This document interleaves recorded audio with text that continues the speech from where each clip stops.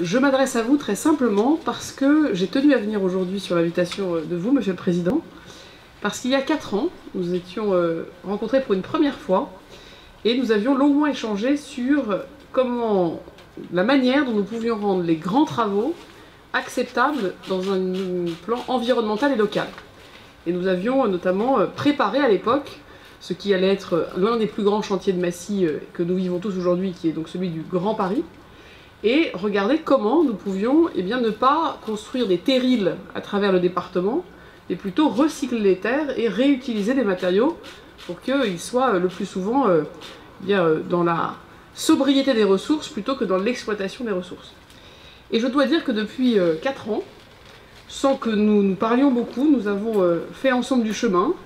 J'ai essayé au maximum de faire connaître cette activité, parce que beaucoup d'acteurs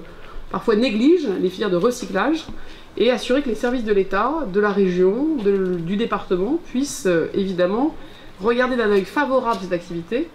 et que je sais ensuite Monsieur le maire a accompagné sur un plan municipal pour que les choses puissent se faire concrètement aujourd'hui. En un mot, on parle beaucoup de transition écologique, on parle beaucoup de sobriété, on parle beaucoup de planification, et c'est très bien qu'on en parle. Mais dans la bouche de certains, tout ça semble être une aspiration à quelque chose qui viendrait plus tard, et comme si aujourd'hui il ne se passait rien. Je pense que le fait qu'on soit présent ici montre que cette transition elle existe déjà, que la sobriété des ressources est déjà un objectif pour beaucoup d'acteurs, que c'est en soi une filière économique, que ça crée des emplois, et que c'est donc vertueux sur un plan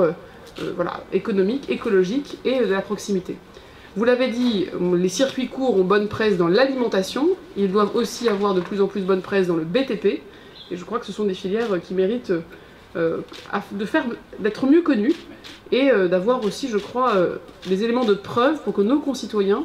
ne voient plus seulement les travaux comme des nuisances, mais comme des chantiers qui sont bien gérés de A à Z et de manière sobre. Donc merci de votre invitation,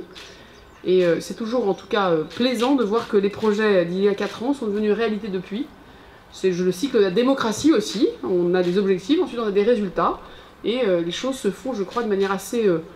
ancrée dans le terrain, et c'est pour ça que c'était pour moi important d'être avec vous. Merci beaucoup.